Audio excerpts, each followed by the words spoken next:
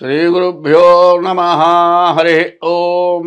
శ్రీ మహాగణాధిపతయే నమ. శ్రీ మహాసరస్వత్యై నమ. శ్రీగురుభ్యో నమ. హరి ఓం. యః కర్తా జగతాం భక్తా సంహర్తా మహసాం నిధిః ప్రణమామి తమాదిత్యం బహిరంతస్తమోపహం. యః కర్త, ఎవరు కర్త, సంహర్త, అందరినీ సంరక్షించేవాడు, మహాసాంనిధి, ఈ ప్రపంచానికి అందరినీ కూడా రక్షించేటువంటి నిధి లాంటి వాడు, సంహర్త మహాసాంనిధి.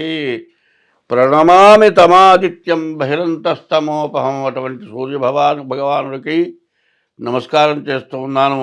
ఆదిత్యోర్కో రవిర్భానుర్భాస్కరశ్చ దివాకరః మార్తాండ సవితా హేళిస్తీక్ష్ణాం శర్మిహిరో రవి. ప్రపంచానికి మొత్తానికి కూడా సూర్యులు అనేటువంటి వాళ్ళు 12 మంది ఉన్నారు.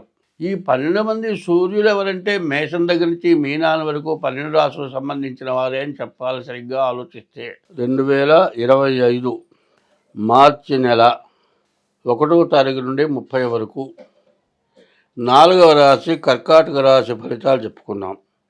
కర్కాటక రాశికి ఇంతవరకు అష్టమంలో శని ఉన్నాడు.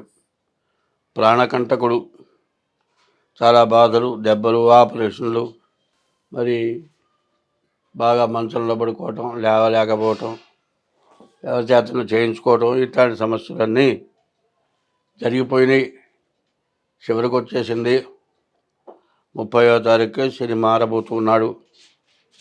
మరి శని 9ంటికి వస్తాడు, మంచి టైం రాబోతోంది. తర్వాత ఈ రాశికి ముఖ్యంగా 3 గ్రహాలు బాగున్నాయి: శుక్రుడు, గురువు, కేతువు. గురువు ఏకాదశిలో ఉన్నాడు. చదువుకునే పిల్లలకు విద్య బాగా సాగుతుంది. తర్వాత ఉద్యోగస్తులు ఉద్యోగం బాగుంటుంది, కొత్త ఉద్యోగాలు రావడానికి అవకాశం ఉంది. కేతువు వల్ల మంచి జ్ఞానం కలుగుతుంది. చదువుకునేవాడు ర్యాంకులు సాధించడానికి అవకాశం ఉంది.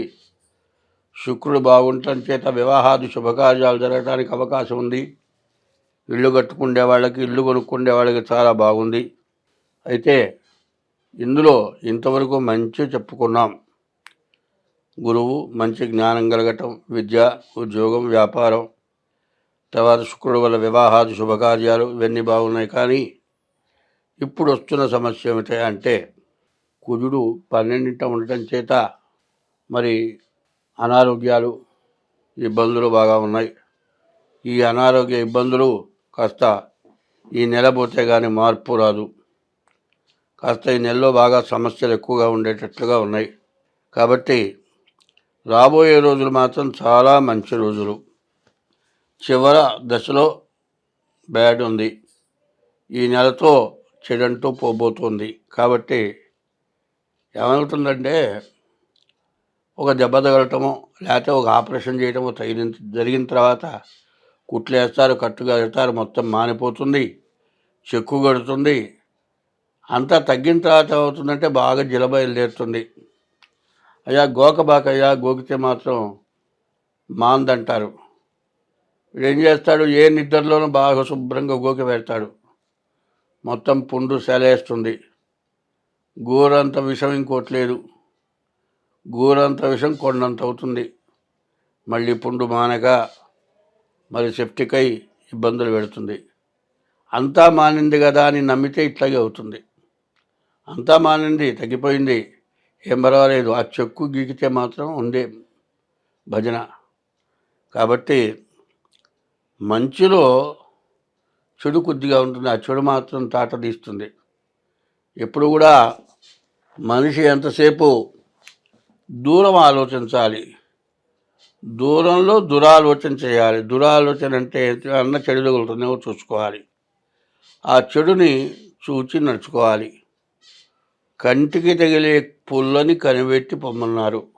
రోడ్డులో వెళుతూ ఉంటాం, చెట్లు ఉంటాయి, చెట్టు కొమ్మలు ఉంటాయి, చివరిదాకా ఉంటాయి. ఒక్కోడు బండి మీద బర్రని వెళుతూ ఉంటాడు. ఆ కొమ్మ వచ్చి కంటికి తగిలిందనుకోండి, దానికి ముళ్ళు ఉందనుకోండి, కన్ను పోయినట్టే, కన్నుకి రాదుక.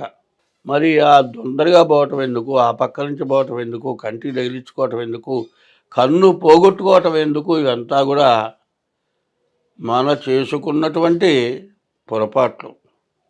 ఈ పొరపాట్లన్నీ ఎందుకు వస్తాయి అంటే, మనం చేసుకున్న కర్మ వల్ల, పాపకర్మ వల్ల వస్తాయి.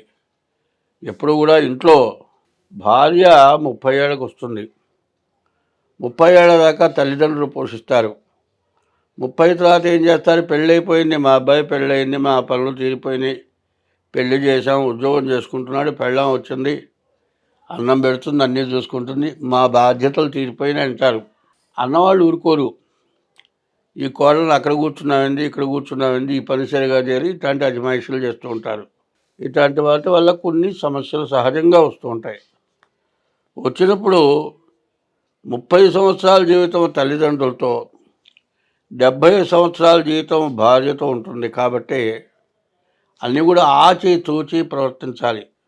వీలైనంత వరకు అందరినీ కలుపుకొని వెళ్ళటానికి ప్రయత్నం చేయాలి. శృతి మించిందనుకో ఎవరి బతుకు వాటి బతికేటట్లుగా అయితే అందువల్ల భార్యని వెనకేసుకొని తల్లిదండ్రుల్ని అన్యాయం చేయమని చెప్పట్లా. మగవాడికి బాధ్యత ఉంటుంది. భరించేవాడు భర్త. వాడు ఏం చేయాలి? ఎవరికి ఏది కావాలో అది చూడాల్సిన బాధ్యత ఉంది.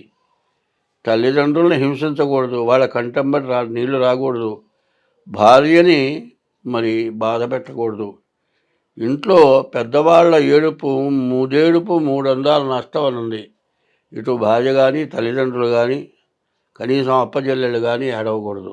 అటువంటి పరిస్థితి రాకుండా చూసుకోవాలి అంటే తల్లిదండ్రులని నిన్ను అన్ని విధాలా పెంచి పెద్ద చేసి విద్య చెప్పించి ఉద్యోగం ఇప్పించి పెళ్లి చేసి భార్యను తీసుకొచ్చి పెడితే అక్కడ దాకా వాళ్ళు ఎన్నో కష్టాలు పడి నిన్ను దారికి తెచ్చారు. వాళ్ళని జాగ్రత్తగా చూసుకోవాల్సిన బాధ్యత నీది.